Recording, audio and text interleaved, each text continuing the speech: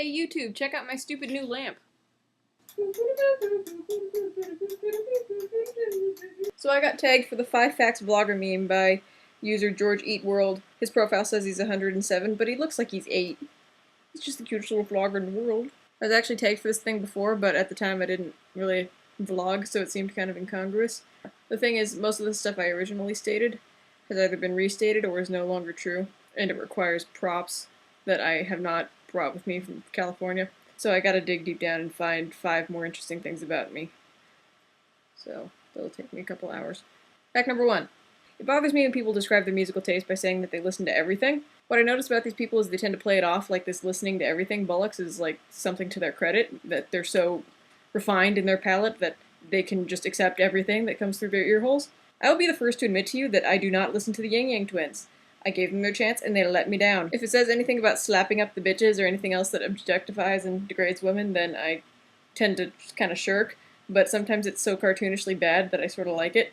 I'll give most things a chance, but there's nothing predictable about what I will like and what I don't like. I tested out Britney Spears, and if you can't tell, sometimes I actually like it. I like some Christina Aguilera, I like some Beyonce, I like some Eminem. You know what? I really like Rihanna. I didn't see that one coming at all. I also have this really bizarre affinity for klezmer. I have this album by the Klezmonauts called Oi to the World, and it's like the most joyous, wonderful thing I've ever heard. It's honest-to-goodness Christmas music done in klezmer.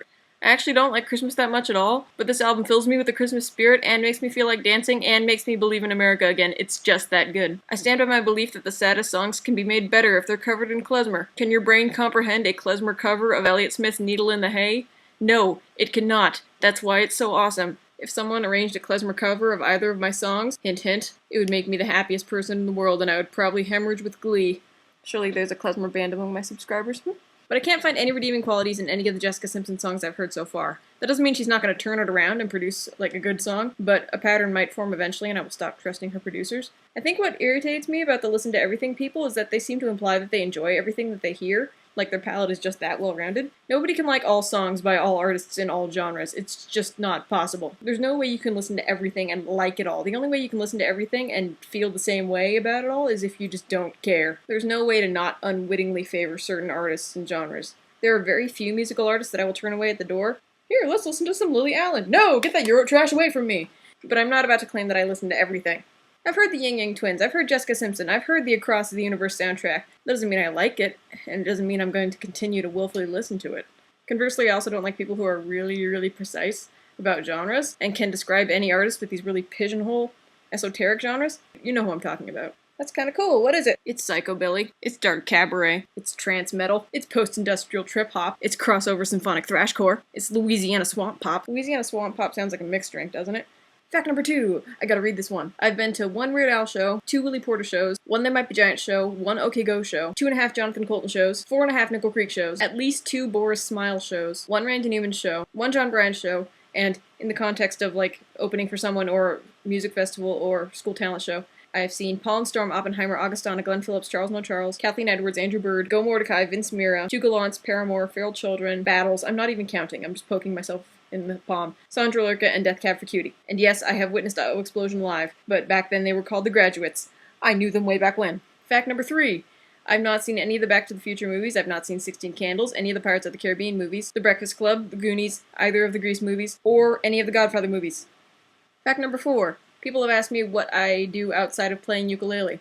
Not much, but if I can find them.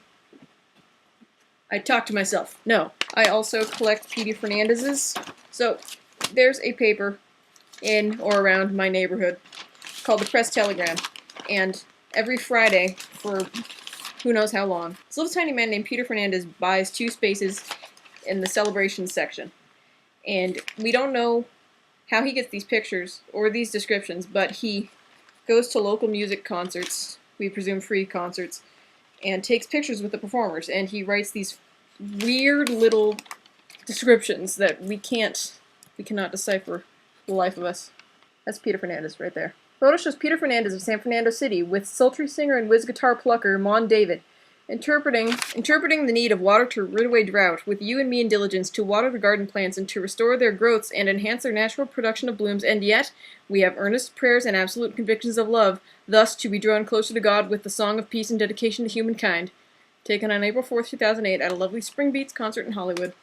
This was the Father's Day edition, so there was only one that week, but there are more. Photo shows Peter Fernandez of San Fernando City with whiz drum beater Trey Dunlap interpreting the engineering marvel of a freeway of great importance to all driving commuters, the motor car travelers in quick access to a destination and knowing by heart all types of road signs for an ensuring safety.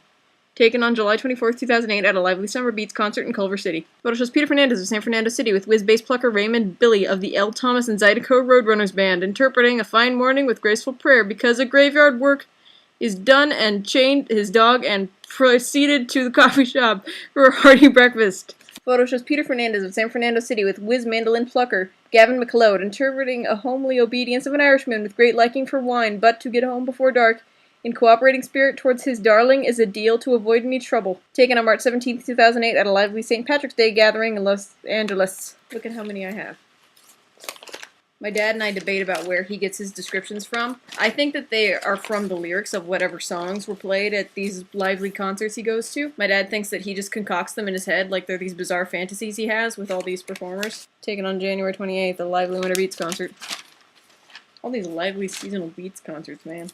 Some people are totally into it too. Like this guy, he's just digging it. He's got the weather map on the other side of his face. That's not a disease. With the light behind him, it looks like he's got smallpox. This guy just doesn't know what to think. Look at him. Photo shows Peter Fernandez of San Fernando City with sultry singer Frunky McNorman. Yes, Virginia, there is a Frunky McNorman.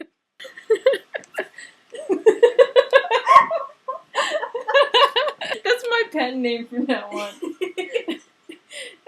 Dearest mother, I hope you're well. Love, Frunky McNorman. All these years I thought it was Frankie. Oh, it's not that funny. It's not that funny. Photo shows Peter Fernandez of San Fernando City with sultry singer Frunky McNorman. Okay, I'm stronger than this. I can do this. Photo shows Peter Fernandez of San Fernando City with sultry singer Frunky McNorman of the Mighty Regis Band interpreting a crying girl lost in the rain, but was helped by a good friend to find her way home to you and me, and seeking the dancing girl and back to her original welfare. Taken on Valentine's Day at a lively Valentine's Day concert in Los Angeles. Frunky, it's Frunky McNorman. I really hope Frunky McNorman's one of my subscribers. How great would that be?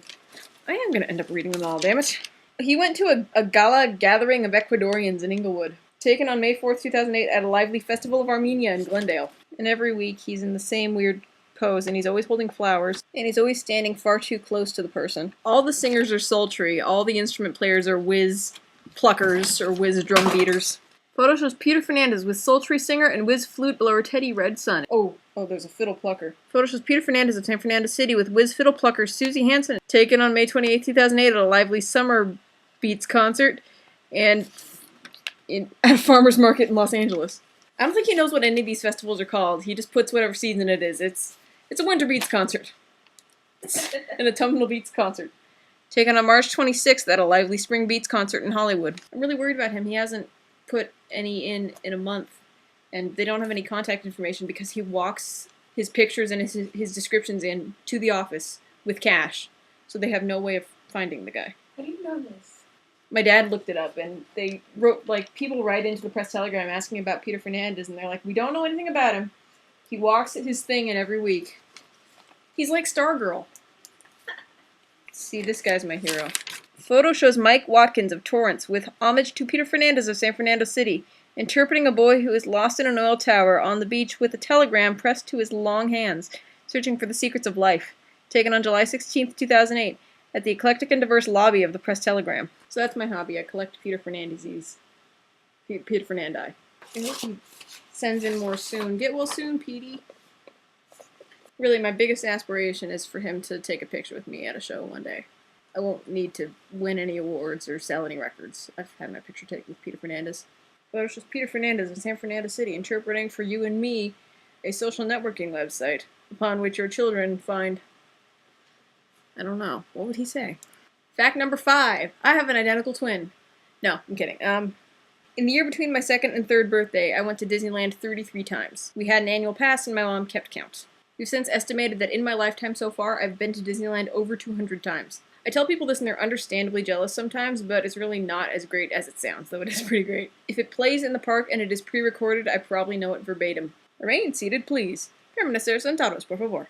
Anything that's in Spanish I knew phonetically before I actually knew Spanish, which isn't to say I know Spanish, but you get my drift. Howdy, partners. For your safety, please remain seated and keep your hands, arms, feet, and legs inside the train, and be sure to watch your kids. If any of you folks are wearing hats or glasses, best remove them, because this here is the wildest ride in the wilderness. Para su seguridad, permanezca sentado y mantenga sus manos, brazos, pies y piernas dentro del tren. Cuide sus pequeñitos. Muchas gracias. It's not healthy. When hinges creak in doorless chambers and strange and frightening sounds echo through the halls, wherever candlelights flicker, where the air is deathly still, that is the time when ghosts are present, practicing their terror with ghoulish delight. Welcome, foolish mortals, to the haunted mansion.